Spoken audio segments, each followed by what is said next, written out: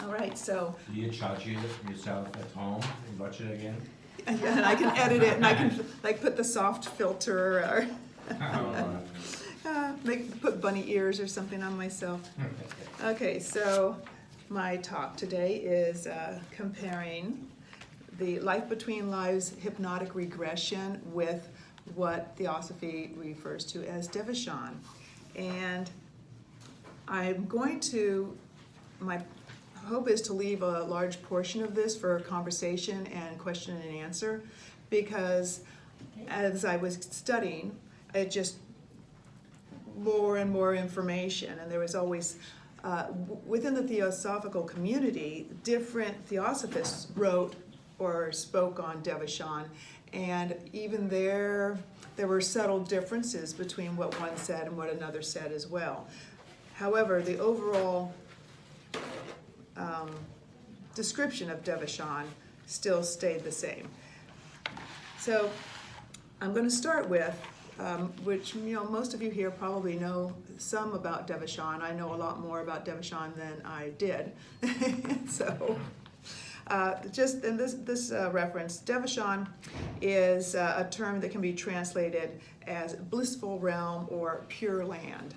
And it is the stage in the post-mortem process that comes after having gone through Kamaloka, which is the physical plane, which is a physical life. And skip through these. So what it is it's often compared to heaven as far as a best religious term view that people think of, because in Devachan it's your spiritual ego, it's your pure soul being, and there is only learning and positive experiences that go on in Devachan. Even someone that here on earth, you are surrounded by all your loved ones there, whether they're alive or dead.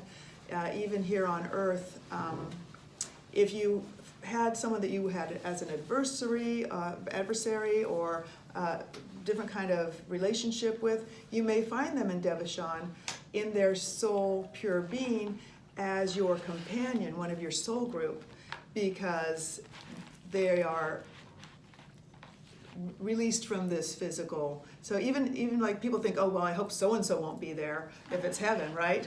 But that there's an enlightenment that happens, and the experience is different than here on earth. So the closest thing that a lay term would be compare it to heaven, but it's an active heaven. It's not like you're just floating around. So let's see, I'm going to kind of just go through parts I've highlighted here in this description. When in Devachan, and so I'm going to go back and forth a little bit, but I'm going to try to start with Devachan and then get on to the Life Between Lives description, because they're so similar. And as I was studying, I kept saying, oh wait, was that in Devachan description or was that Life Between Lives? Because so much is the same. So the appearance of a being in Devachan is not as a physical. I wouldn't see, Rosie. I would see the aura, basically, of Rosie. I would see lights that represent Rosie, and I would be lights. And as these lights and forms and colors, we would recognize each other. So you're free of your physical form in Devachan. It's a spirituality, pure spirituality, from which the monad emerged to descend into matter. So, now also, what they describe in Devachan is that it is a process between lives, and they refer to it just like that. And every spiritual ego goes through Devachan, because you have to reincarnate. It's the law of karma. So every ego goes through there, and some more advanced souls go through more quickly, because it's sort of like skipping a grade, and they may have in an earlier round taking longer time in learning processes, but as the soul progresses, they may skip right on up through some of these stages in Devachan and say, yeah, I'm ready to go back down. I'm ready. So the activity in Devachan, you can acquire knowledge much further and faster than you could possibly on the physical plane. This is one of the purposes of Devachan. One of the other purposes of Devachan is for the soul to get some rest, recuperation. And one of the similarities, when we talk about it as above, so below, everything has cycles. And so even the soul has this cycle. The soul can't just stay in its physical realm and just keep going without this, cycle. It needs to rest just like our bodies need to sleep. And so if you can picture it like that, everything has a cycle. Devachan, according to Madame Blavatsky, is merely an idealized and subjective continuation of earth life. So we will translate through our whatever experience we could possibly bring back with us. We will translate it to make sense to us here. So basically, if you're in your pure soul being, it's uniform. It's not. There's no what's the right word? Identity. Like there's not a Jesus or a Buddha. There's not an individual. However, what we can experience and recognize is that we put it in our context at these lower planes of understanding, which I'll be getting into. But in that place, you can have immense growth for the spiritual entity, which has, especially if you've already begun the pursuit of such knowledge during your physical life. So what you're doing here, trying to learn and understand, can speed you up when you get there. So spiritual life affects our physical life, and what you do during your physical life also carries over with your spiritual life. A person in Devachan is said to be able to establish a relationship with those he or she loves, even though these people may still be alive and have no physical awareness of this relationship. So when people might refer to their guardian angels, or my mother, in heaven is looking down, and you feel like things happen sometimes for you, or you get a sense that a thought, like you hear a voice sometimes, and it may indeed be this communication that's not happening on the physical plane, but happening between you on a more spiritual realm. In this relationship, is happening between their higher selves. Okay. Then the question was, how long does Devachan last? And so we are here in this physical world with this timeline, but in true reality, there is no time. Everything is now, past, present, future, there's no time. So that's really difficult for us to have as a concept. However, the answer was for years, decades, centuries, and millennium. But it depends on the duration of the karma and how much learning, how much experience this person. So I compare it to repeating third grade. So sometimes if somebody didn't get it, that, did not in the physical world rise to a certain level of learning or understanding, that they may take longer.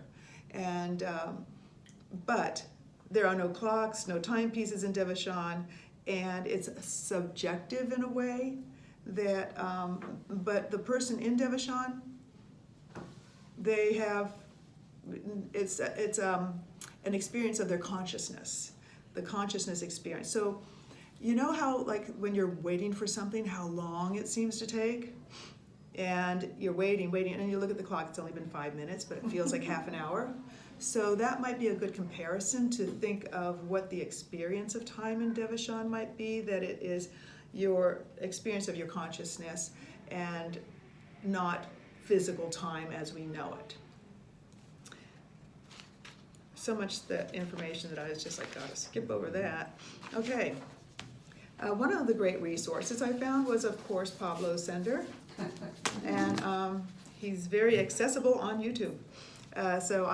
He has a great series out there about all of the different planes: physical plane, astral plane, mental plane, etc., so forth. So I spent time reviewing the mental planes. And I forgot to bring my great cute little book. I think I left it I found this cute little book that was by C.W.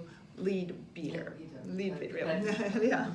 And it was the Devachanic plane. And so that was one of my main resources, because it said, and what he said in that was what made me very happy, because it's what I thought too, is that he said he wanted to call this book The Mental Plane, but the publisher said, no, you'll confuse people. But in his preface, he says, this is what instead of calling it the Devachanic plane, I would have called this the mental plane. So,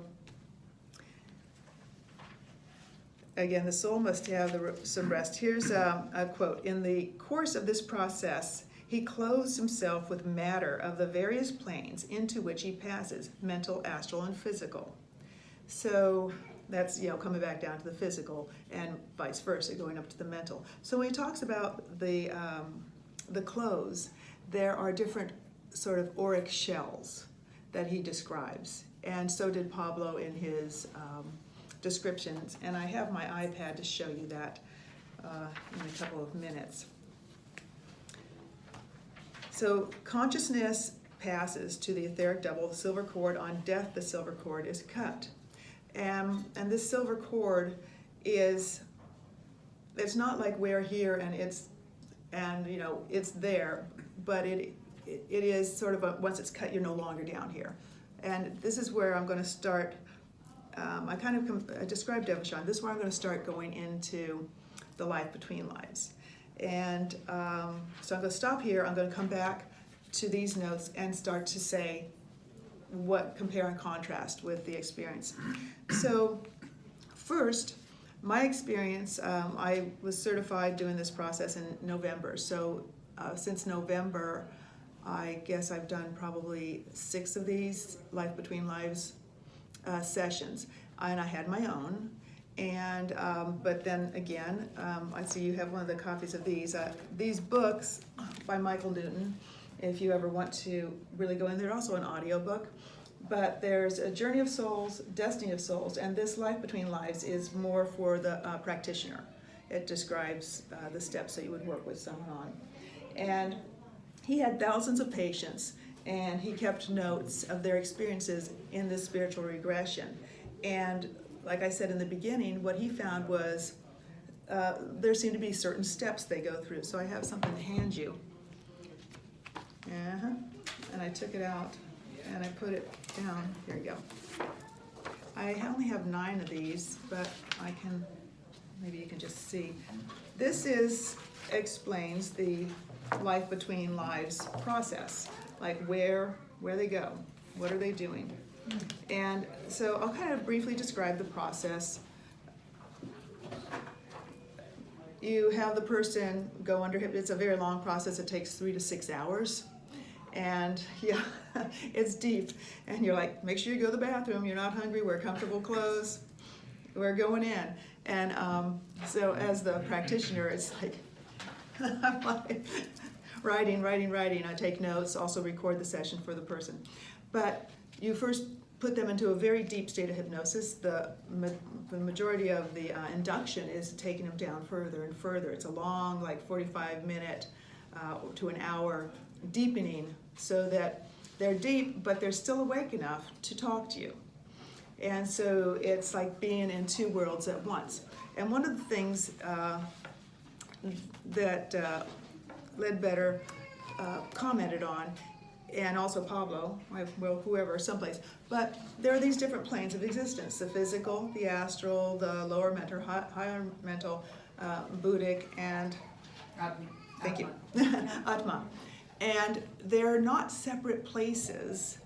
They're all here at once, but we see them as separate because we are where our focus is. And so we're focused on our physical being because we're in this physical body, and we are sort of like entrapped unless we do something like a heavy, deep meditation or hypnosis to kind of get away from the physicalness of us and have that experience of our higher energetic vibrations in those higher planes, which we are always at. So it's not like you go and you leave and you're out of, you're still in all these places. So it's like a radio station. You can tune the radio station up or down. All the stations are still playing, but it's which one you've tuned to.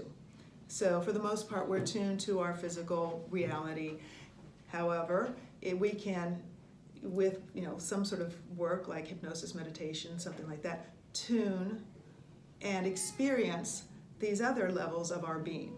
So I want to put that in there to explain these different stages and steps and realities. So Devachan takes place between the astral plane, higher, it probably takes place all the way up, but any awareness or witnessing of this stops at the mental plane. And we do not have, at least from what I've read, someone who's come back and said, oh, here's what the Buddhic plane is like, but maybe if I keep reading, I'll find that, right? So what I just handed you, since I handed them out, I need to find my own. Here it is. So the process is putting someone under, that's the formal induction, deepening techniques. You go back in time during their current life just to get the person used to the idea of moving on this timeline and talking to you. So you ask simple questions like, tell me about what your room looks like, conditioning them to have awareness in this state and speaking. In utero, you go back, okay, let's go back into the mother's womb, describe it, what are you experiencing it. Then you go into the most recent past life, and you stop there, a couple stops along the way, to also get them flowing. It's like all of the first half almost is just to get that information and them conditioned to experiencing the idea of moving around on a timeline and talking. Then you go through the death of the most recent past life. And now this was a methodology of Michael Newton, and others skip over some people just go straight to the life between lives, others skip over the death, some don't go back to the past life. This is how I was trained, this was his methodology, so this is what I'm talking about here. Then you go through the death, you help them review their most recent past life. Then here's the part we're going to talk about, which is comparable to Devachan, begins at the gateway. And then there are orientation spaces, soul groups, non-physical existence, the council, the pre-birth planning, spiritual messages, awakening, and processing. And this life between lives is used as it can be sort of like some people like to do past life regression just out of curiosity, but the real thing about this is it's therapeutic. It can answer those questions about why is this happening to me, or why am I here, what's my purpose, what's the deal with my soulmates, like what was our pre-life plan, to torture each other, or what, so that's why I say sometimes you might have somebody who is contentious in your life here, but maybe there was a pre-birth plan to help you learn on this plane how to overcome that certain kind of situation, or how to make peace with that area of being. So you get to ask these questions while you're there, and there's an understanding that comes. So at the gateway is your first contact with any spirit guides that are there that we don't usually see, but that a lot of people say, oh, I have my spirit guide. A lot of people kind of feel that they've got their, what they would call guardian angel, spirit guide, some kind of a helper, and there you will experience their being. And it's often a light. Sometimes people envision something that makes sense to them here, like a man with a long white beard or a beautiful angelic woman. Then the orientation spaces is where rejuvenation and earth constructs. So it's might be like a library, often referred to as the Akashic records. It might be, and people envision like a classroom sometimes. And so if you go through some of these books, you'll hear the different ways that people envision them. It's not always the same, but they kind of fall into these categories. Then there are soul groups. You'll meet your soul groups, and they are represented by lights, shapes, forms, but you recognize them in these forms. Then there's the non-physical existence of moving back up. So the schools, traffic zones, etc. And people do not stop at all these in order. And I'm going to tell some stories of my experience as well as other people. The council, that's sort of like, the high level, or, I guess what would be a good example, the Mahatmas, right? Not the Mahatmas, but the people up here who have gone through it all, and they're permanent residents in the spirit world and not needing to come back here anymore. But they help give guidance and say, okay, here's what you still need to work on. Here's what you didn't do great on. Here's that sort of a thing. And then pre-birth planning for the next life. Okay, here's what I need to do. Here's going to, soul contracts, who's going to come with me, and we're going to reincarnate down here. And then you wake the client up and you process all that information, which is, they usually wake up going, whoa, right? It's quite interesting. So that's the process. The purpose is generally therapeutic, and now I'm going to move into these notes about what people have experienced, what I've experienced, what I've also heard in the books and my clients have said, and give some stories about. That's interesting. So this consciousness pass in the silver cord, on death the silver cord's cut. The astral plane is accessible while you're alive in your dreams as well. So it's you go there, and often they talk about,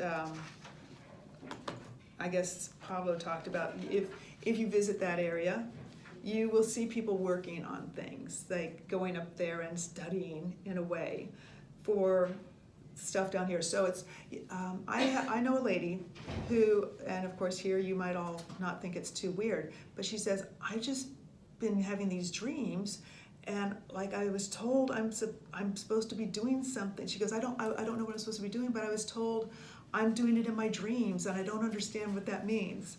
So sometimes the spiritual being is up here doing work, but the physical being doesn't know it. Just like you almost don't remember your dreams. You don't have that awareness again unless you do meditate or something like this, and even then. The astral plane is generally related to the emotional plane as opposed to the higher being. So you're still more connected to your humanity kind of feeling here on earth. And post-death astral plane is a place of purification, preparing your consciousness for Devachan, where the assimilation of life experience happens.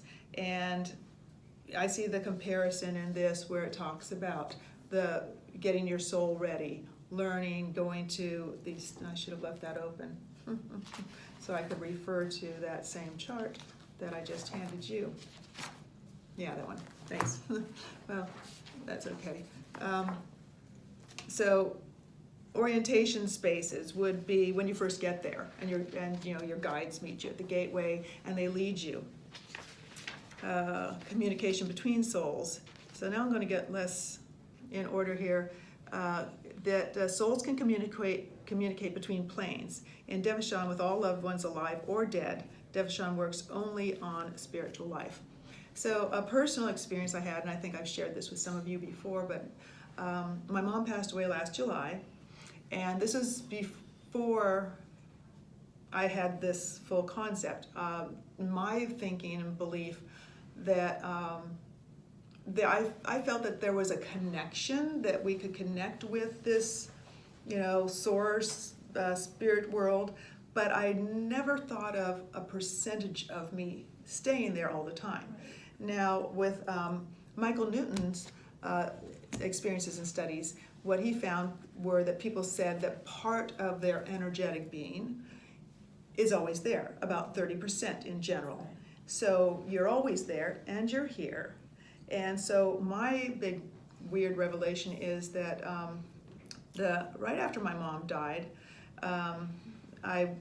and here's also that state of almost like a deep meditation or hypnosis is similar to when you're first waking up or going to sleep. And I was just waking up, and I purposely asked, hey Mom, I have a question for you, and I've told this story so I won't go into it. But I was like, oh, well, while I have you, what's it like up there? And I'm like, oh good, and I'm kind of laying there, conversation, not like seeing anything. And she says, it's soft, it's beautiful, I'm beautiful, everything's beautiful. And also my godparents recently passed away, and my sister's been dead for about 6 years now.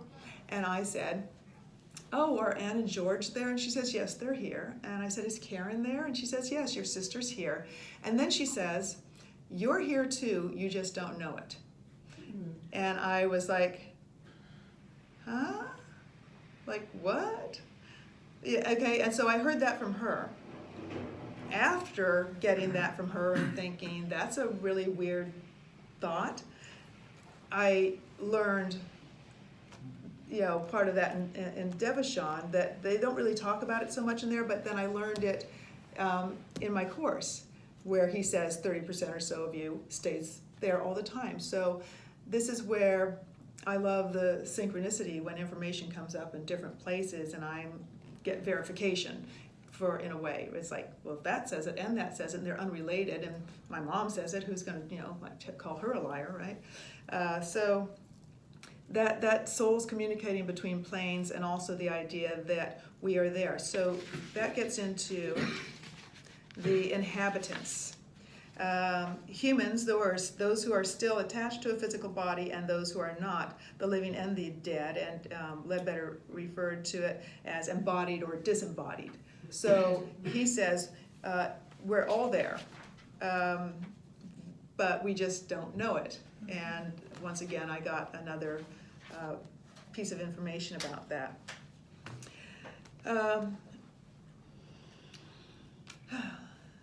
And also he refers to it as life after death, life between lives.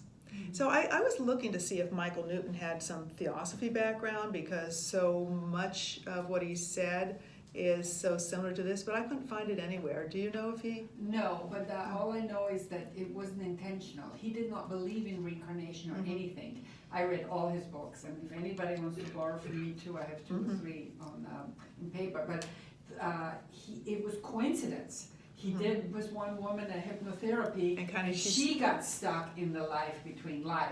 And she told him, no, I'm not in a life, I'm in basically life. And I, exactly like you, felt like it was Devachan, because what I liked about it is, like your mother said, it's blissful, it's beautiful. That I found interesting, but also it's at the level where we are here. Like if you believe there's one God and Christianity and the way you were raised, and you don't go further, you can't go further in Devachan either. You have to first go back to earthly life to collect all these experiences that opens up your horizon. And I thought that was very interesting. I think just so like no theosophy. Yeah, that's it. And so this even, I think, makes it better in that it's again a separate source saying the same thing. Exactly. And so where was I? So having gotten that from my mom, that made me go wow, and then hearing it here again. I mean, in my course, I have. So now I'm going to get to the experience of Devachan. So each plane has its physical representation or its shell. So here we are experiencing it in this physical body, but we do have our auras that we can sometimes see or experience. Going up to the astral plane, there is yet another kind of a form that's not as shiny and bright. Most of these forms are sort of ovoid. And just like you've seen the electromagnetic thing that goes around the body, like the shape of your aura. And so most of these forms are that. So as you go higher in these planes, you experience yourself and others that you encounter in those forms rather than in the physical form. And then their colors get brighter and brighter and more fulfilled as they reach these higher planes. And I think there might be one kind of alternative to what you're saying, is that if you are stuck down here, and I'm going to get to something on that, if you are stuck within a paradigm, that you exist up here, but you will not have that experience of it. That it's there to access, but it's a potential. It's like a potential that is part of your energy, but you're not raised in your vibration high enough yet. And it's just normal.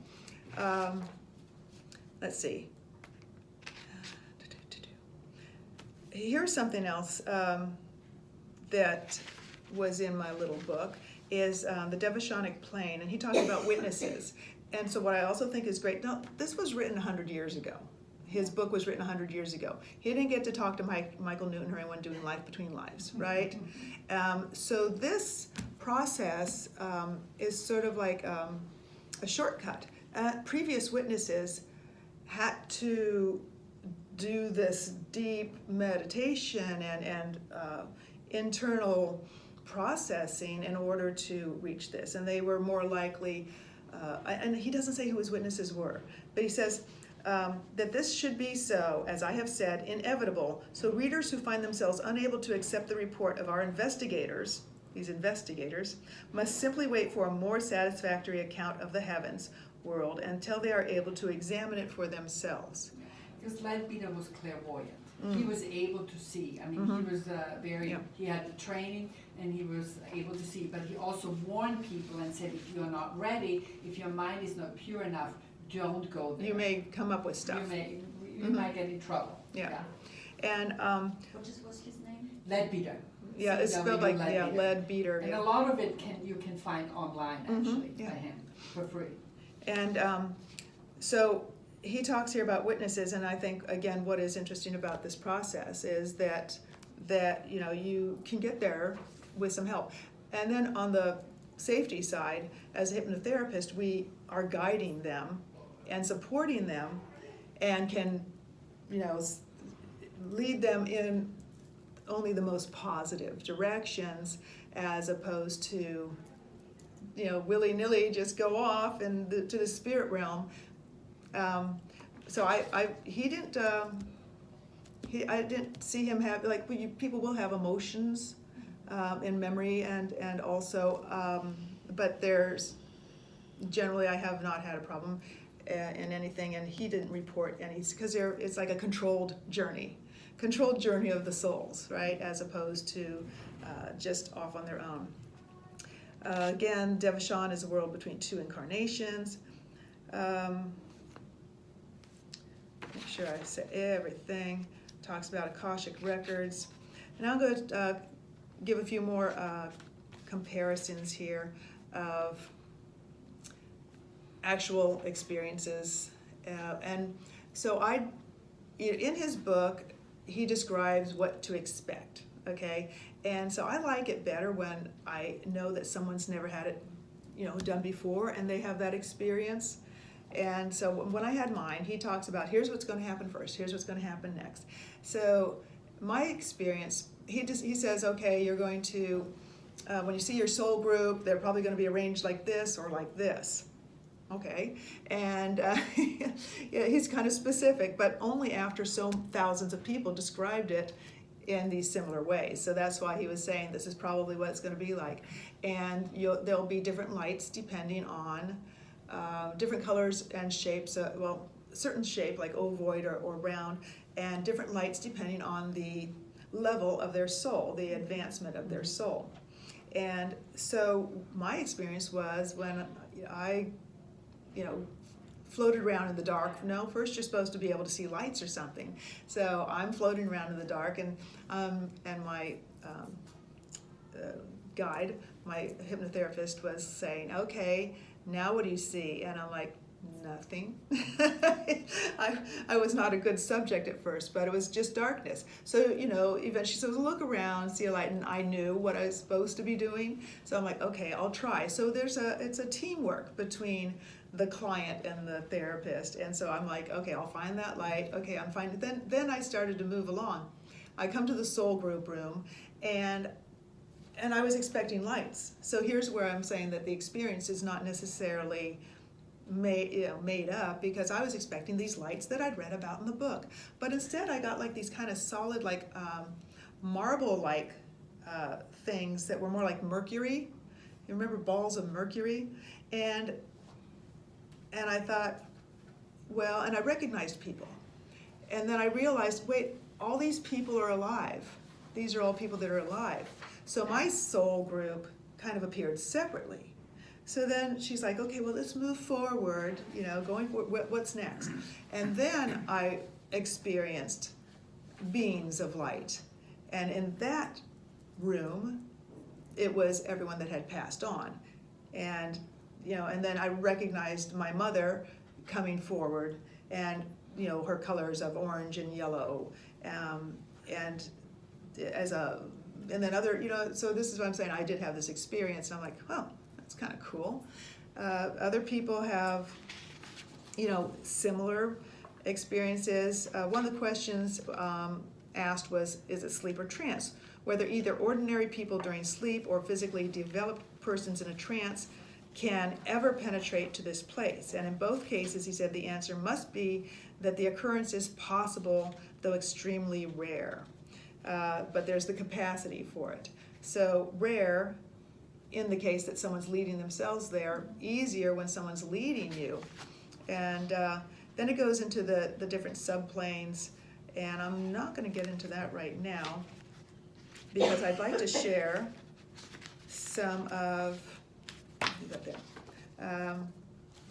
here's another example of the mental plane, and also what the life between lives describes as happening. And there's a picture of Pablo. I just screenshot off the thing. And he talks about, the physical planes and our vehicle. The physical plane is your physical body and etheric double. You have your astral body, your mental body, your causal body, your bliss body, and then no body. And Does Anna Byzantius classification of what is here? what you said. So it comes from her. Annie Byzantius. Oh, So Annie. she Oh, has I thought you said the Annie Byzantas. No, And I'm Annie like, what are Byzantius. those? No, no, no. I thought that was another Indian So word. Annie Byzantius. Yeah, she did a lot So on- she was the one who first wrote the book on different kinds of body in the West. Right. So it just corresponds exactly Uh-huh. to her description. And so this is like also your experience, right? When I was talking about, here we're experiencing this because we're paying attention, but we're all of these at the same time. Mhm. And you can travel, spiritually. It's not what she exactly says, but Well, it's I didn't read her. yeah, I but know. So I'm reading what you're Pablo- reporting what he's Yeah, I'm saying what here. Pablo Uh-huh. says here. Okay, This is but very also I'm different. from my understanding of what's happening in this process is you're still in your physical body, but you're experiencing your different levels of spiritual realm of energy. But he says, at the stage now reached by the thinker, he is fully conscious of his surroundings and his possession of the memory of his past. He knows the bodies he is wearing through which he is contacting the lower planes, and he is able to influence and guide them to a great extent. He sees the difficulties, the obstacles they are approaching, the results of past careless living, and he sets himself to pour into them energies by which they may be better equipped for their task.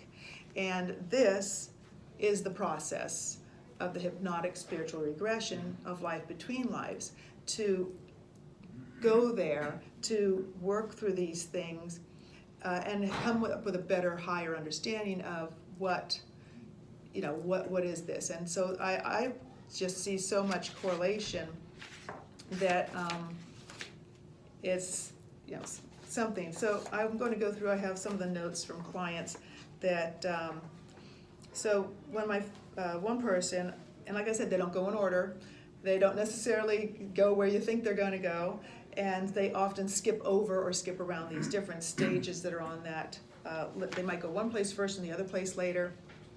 So this one client, after the death experience, he said he's off planet, feeling happiness, just off in there's lights, and like the sun, yellow, a prism off to the side. He's no body, he's just light, a sense of freedom. And then he experiences moving forward, he experiences his brother there, who's an elongated prism, like spread apart. There's a hierarchy of knowledge there. Layers of light in control. His guide, he sees as golden, And then he's going through a hallway, brighter as they go deeper, the lights start blending together. And here's where one of these stops along the way. He says there's a big open area with lights turning yellow, different shapes like stars, like floating glitter. But he says the guide leads him to a staging area. And I said, what's that? He was like a transition station, going different places, like a train station. And there were all sorts of other light beings, but they were going off to different areas. It wasn't like his soul group. And I'm like, where's a soul group, right? And the guide left him and said, you'll know how to get there. When you see it, you'll know it. And so for some others, I had another client whose guide just came up and hugged him, and previously he'd never even been hypnotized and hadn't had any experience of this. And he was like cookie cutter to that process. And she just took him everywhere, step by step by step by step, and he experienced almost just like he fell out of this book, and was like an amazing client to work with on that. So then that's one example. How am I doing on time here? So I got, You have about 50 minutes. okay. So I'll give you some other examples. This was the client that, just as examples of what their experience was so similar to the descriptions of Devachan. Especially, one of the notes I did not get to is that in Devachan, things will represent themselves, colors, shapes, that we no longer, it's not like physical. And this was written by Leadbeater about what it looks like. And that the energy will take forms that we understand to work with us. So, moving forward. So one of the examples I saw with this client was that he was being led, and it was just lights and shapes, formless lights and shapes. And then they started to take form, and it turned into a tall building, a stone tall building. And then he's led inside, and he's the library. And of course, tie that to the Akashic records. And she says she wants him to study a book. It's brown with straps, and each page is colors. There's no words, no language, just each page is colors. And it sounds so futuristic, right? Where just you're supposed to understand. And Leadbeater also said that their language is in color and form. That's the language that you would experience up there. It's not like words, but you understand it, and they communicate through color and form. When he was going through what's called the gateway, he experienced the most interesting, he just kept repeating that it was, first he started in rainforest, and then colorful cylinders, cyclic dots and points and forms and shapes and codes and patterns that are supposed to make sense. And then he kept repeating coding, numbers, points, dots, and something about remember to read the code, and then moved forward. So I also have had others that simply were seeing colorful geometric forms. And it's not just him, and it does tie into what is this experience. Other people, there's a woman who had, she's having like some real physical difficulties, autoimmune and that. And one of her questions is, why is this? And when we talk about the percentage of energy that you bring down, she has like a tremor. And so generally you would leave 30% there. You kind of make this choice, how much energy, how much of me am I bringing with me into this lifetime? And her answer that she got was that she has about 95% of her energy here, and that explained that her like over active, and that she's going to be rid of it when she moves on to, I know you don't want to dig through the notes to find out exactly what that was, but there was an answer for her there, and that she's here to teach others through having that problem, that disability. It's tool. And one of the things, and I think I talked about this in one of our meetings, that it was her that had this aha awareness during her session of time. And she said, oh, it's like a circle with a center point with radiating lines coming out from, so it's not like you have to go from here all the way around to here. You can go, they're all connected with about the same distance to get to each point on time. And as far as understanding time in our physical sense, that this is how, even in our reality, we could transfer through time. It's a 360 timeline out from center. It's not set in stone, and just so many planes exist coming out from that center sphere, and you can just kind of dart around. That was like her visual of it. Anyway, so there are some examples of what I've had people happen. You can go to these books and find even more that are very similar. And we have a couple minutes. I'd like to leave it open for some questions and comments. That's a good idea. Yeah. So I just have several clarifying questions, but at least I will start with one. So maybe we should hand this And around. then I will give an opportunity to others to ask Yeah. questions. I'm just wondering what the Theosophical perception of Devachan is, and what Newton's perception of Devachan is, and what other views of Devachan you know, because you kind of introduce like everything like as one perspective, but actually there are different perspectives. Mhm. So like when you said that all souls go to Devachan after death, whose perspective is it? That was the Theosophical. Which Yeah. Theosophist says that? No, all of them. And by the way, Annie Besant just clarified, unfortunately, changed one term which infuriates Julia about the sevenfold things. That what Pablo says, he uses Besant's, which is used now, but HBB talked about the seven septenary. I know. Yeah, okay. I know. Actually, Blavatsky actually uses some other terms, and I'm not infuriated. Yes, exactly. I'm just like asking questions because obviously I have information, Yeah. including from Madame Yeah. Blavatsky too. Yeah. So But it's the Devachan is a theosophical term, and they say after Kamaloka, you go into Devachan. And the Devachan is the blissful level, which where you learn a lot. So, and in other words, what is it what Madame Blavatsky says? Yeah. Or is it what, and where does she say that all souls go to Devachan? Because as I understand And it, who is the name? Helen Blavatsky, Yes, but So- what was the second name? so Devachan. Yes, that's Yeah. from her. So does she say that all souls go straight to Devachan? No. No. First Because Kamaloka. this is what Kamaloka, how do you understand Kamaloka? What plane is it? You want somebody else wants to Yeah. explain?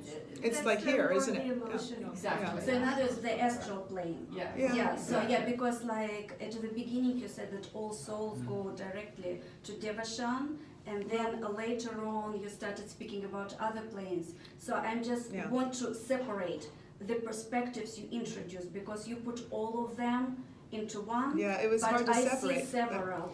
So Yeah, as I so- understand it from what I studied, is that from our physical death, Mhm. we progress through the astral plane, mental plane, Yeah, higher yeah. mental plane. And that those all comprise Devachan, and that's how Pablo Oh, I see. So in described it other too. words, you use Devachan As in an the over- sense as Pablo, like some Mhm. Pablo describes it, and he includes all planes into Devachan, because in Hinduism. Except for the physical plane. No. So what does he? How is Devachan? Because let's say in Which is Hinduism, just for a mental example, plan. It's yeah, just the separate mental from us. plane. Yeah. Mhm. Yeah, for example, in Hinduism, Devachan corresponds to a mental plane and to heaven. And actually, according to the teachers I know, including Elmore and Kutubi, not all souls go to Devachan. Some souls after death are stuck in the astral plane. That's why I'm Right. trying. Yes. And also, according to the same teachers, Elmore and Kutubi, not all people who are on the earth plane are connected to Yes. Devachan. That's And true. but you said that all of us are there, according to a certain percentage, at least 30% of us are in the Devachan. This is where my questions come from. Okay, so that 30% was from my studies with the life between lives that these Okay, people so from Newton. had, yeah, from, but, Can I just yeah, add you something? could So, probably. there are some people who don't go into Devachan, but the percentage is extremely small. And in the letters, in the Mahatma letters, it is described what happens to the people who get stuck in the astral plane. You don't want, and what happens to people who, you know, basically make no positive experiences and have to be maybe reincarnated again. But just to clarify, even Michael Newton talks about, in some sense, about Kamaloka or about these people who just completely messed up their life. And he talks about it in the kind of showers. He says these people go through these showers, which I don't know, I haven't found the same thing. But he also says that first you are met either by your spirit guide or somebody when you die, and there is that first review and going over the things. And then, however your life bar, it might be longer. So that's more similar to Kamaloka. But about Kamaloka, the issue is that there people have different opinions within Theosophy about the Kamaloka state. And that most people go into Devachan. So that's why the emphasis is never about the people who don't go into Devachan, because these are the exceptions. Yeah, Where is it in Mahatma's letters? Because I have read them too.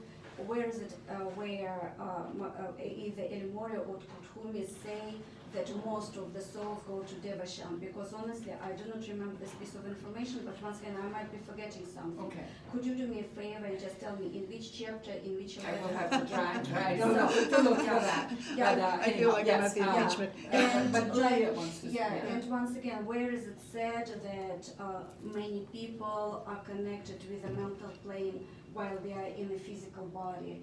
Which teacher teaches this, and like in which source? Okay, well, the mental plane, the problem is that we have to differentiate between the lower mental and the higher mental plane. Yeah. And so, yes, that we don't know the percentage, but most people are connected more to the lower plane, which is on the physical life. They don't want to do anything about the spiritual life. So And then we have to work on the antakarana, which is the bridge between the lower mental and the higher mental, to reach that. But how many people are there, we do not know. I do have something that I didn't go into, and this may relate, about the subplanes and our human evolution, and we as a soul group of humanity. He talks about the seventh subplane is the lowest heaven, he calls it that, reached by affection for family and friends. And the sixth subplane is the second heaven. It's a religious devotion, a selflessness in that way. These are just generalizations about how they end up there, how they earn that spot, right? The fifth subplane is the third heaven, active devotion, a missionary, helping the poor and the sick, someone who's philanthropic, or artists and writers who don't do it for the money, but for the love and the expression of beauty. Fourth subplane is the fourth heaven, the highest of the rupa levels, unselfish pursuit of spiritual knowledge, high philosophic or scientific thought, literary or artistic ability, earnest and devoted students of occultism who are not yet so far advanced as to have earned the right and the power to forego their heaven life for the good of the world. And then the higher heaven, the third subplane, he says, here are present almost all the 60,000 millions of souls who are said to be engaged in the present human evolution. Each soul is represented by an ovoid form, at first a mirror film, colorless and almost invisible, but as the ego develops, begins to show a shimmering iridescence, clouds playing over its surface like soap bubbles. Its evolution precedes a radiant glove of flashing color, its high vibration sending ripples of changing hues over the surface, etc. And then it goes on to the second subplane, and only a small minority of individuals have risen to this loftier level. They are aware of the purpose and method of evolution. They know what they're engaged in and their self-development. And the first subplane, the seventh heaven, the most glorious level of the mental world, the masters of wisdom and compassion, and they are initiated pupils. beauty of form and color and sound. These have accomplished the mental evolution. So, like, So, yeah, that who's might- who's Lead better. Let Yeah. better. So yeah, It's he his speaks idea. about several subplanes of the Devachan. Now, Yes. nowadays in Theosophy, do you include the low mental level into Devachan? Or when you say Devachan, you mean only the level that corresponds to the higher manas, not the low manas? Or when you say, so in that, once again, when you say Devachan, do you include the planes which correspond to low and high manas together? Or do you, when you say Devachan, do you only mean the plane that corresponds to the higher manas or to the higher mental plane? Well, the way I understand is the reincarnating ego is Atma, Buddhi, and Manas. Yeah. And I just listened to Joan Mills, who said, I'm so tired of having this lower and higher manas. It's just manas, okay? But the thing is that it depends on how developed, even the people who are in the lower manas, they do love their family, they do love their kids. There are very few people who are so low that they just have no attraction. So as far as I understand, it's the lowest level of Devachan, but you can make it into So in Devachan. that, as you understand it. That's how I understand it, Yeah, but you can ask, Julia, you wanted to say Julie's something. been waiting to say something. Julia, Your turn. Yeah. so the people who go to Devachan. No, What? there are two So, here, you are. versions of Devachan, Yeah. and they are quite different, and you can choose the one you like, but there is no point in trying to combine them. The best thing to do is read about them and make your own choice. One was what HPP said, Yeah. the Could other, you- hush, hush, the other was what Annie Besant wrote, and they are totally different. You may choose the one you like. Exactly. I will tell you an example. My husband's geographer, we went to a place where there was a convention of geomorphologists. Oh, The Potomac River in its upper regions, there's a ridge, and it runs down the valley, and then it cuts through the ridge, and it runs down the valley, and then it cuts through the ridge and runs down the valley, and runs, and then it joins the other branch, and it becomes the big Potomac River. Why does it do that? There are two theories in geomorphology. And I heard a couple of geomorphologists with their lunch saying, I don't like either of the theories. But you know what? He knew both of them well. And then he could come up with a third maybe, or he could choose one, or he didn't need to argue. So this waste of time, thank you. okay. But still, could you say where Blavatsky speaks about Devachan? Because I want to separate different ideas of Devachan, because this is where confusion comes, when many people just put everything together, and sometimes they use the same term for different things. Of So I'm course, just that's trying one to- of the yeah. things, that's why we're supposed to not argue, but think. Yeah. I So will- could you give me the source in which Blavatsky speaks about Devachan? I will tell you something. All right, and you have your intuition, and I might hope someday to have mine. Thank you. Pablo did say that Madame Blavatsky doesn't really have a chapter on Devachan, that she addresses it throughout, but Yeah. doesn't really go into A it. dozen different ways. Right, so the best way to find out is to like get it on Kindle, any of her books, enter the word Devachan, and then all of her quotes about Devachan will come down for you, and then you can kind of assimilate them. He says he's working on, I believe he said he's working on a book of her thoughts and trying to consolidate them on Devachan. So you could wait for the book, or you could go to Kindle and search that word. Yeah. I have a question about like the usefulness about like the hypnotherapy to go into Devachan. If we die and we go first in Kamaloka and then Devachan, shouldn't we just first work out Kamaloka as in going straight to Devachan and trying to get information? I don't know what's the usefulness of going into Devachan? Well, like I said, here you actually do kind of, it's sort of like guided, but there is a, one of these is, when you get in there, you do have a review. So it's sort of like that, they have the council, and it reviews how you've done, what have you done, and how is this working. And it's really an awareness that you, I think, already have of what is going on in your life, what you should be doing, what you should have done. Okay. And in this state, you are open to it. So yes, it doesn't just like go, hey, you're in heaven and everything's great. You go through this process, and like Pablo said, some people, spend more time on the astral plane before they move up. Of course, and you're absolutely right. Oh, I like And that. the thing is, and if it's helping people, thank God. The thing is, we have labeled it, Devachan, 2 different things, and we're arguing about words. Yeah. No, we are not I'm arguing, going to we go are home. verifying. So Yeah. we could describe it as like a near-death experience before, but you know how some people... No, it's different. Yeah, some it's- people have a near-death experience and then they change their life. Yeah. Because they get the priorities right again? Is this something like that? That might be become- sort of like a little slap in the head, where I think the process of the life between lives is this progressive, like comfortable. It almost like, remember that movie It's a Wonderful Life, where you could do it over again. It's a little more like a progressive understanding and experiencing information from your higher self and even higher selves than that. And whereas that near-death experience is sort of like hitting your head on the cement, and like getting a zap of awareness, but it's not really processed. I don't know. I haven't had near-death, but I know what you're talking about. Also, people that have overcome like a really major illness, a lot of times they change their lives and say, wow, because they didn't recognize how grateful they should be. And I don't know that that's necessarily because they've gone to the spiritual world or they just got that awareness that they needed anyway. I want to show some pictures before I forget, but this was when Pablo on his talk, the mental body is, this would be the example of someone who is undeveloped, and if you were going to describe it.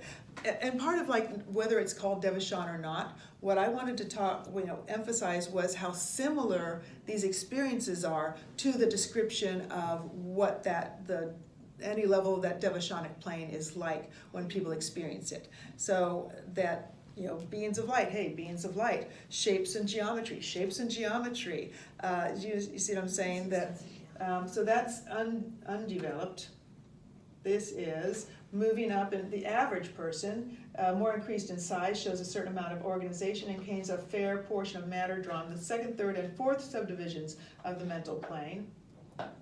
And the spiritually developed man, all the coarser combinations have been eliminated so that the objects of the senses no longer find it, and its materials that respond sympathetically to their vibration. It only has finer combinations, and the colors are more refined and fuller. So like before, you have like a little kind of grayish white, and then a little brown, and then as you get more, as your spiritual being becomes more developed, it reflects in your expression of energetic light. And then when you are in the spirit realm, this is how you will experience others or see yourself. You can look down and you can see yourself.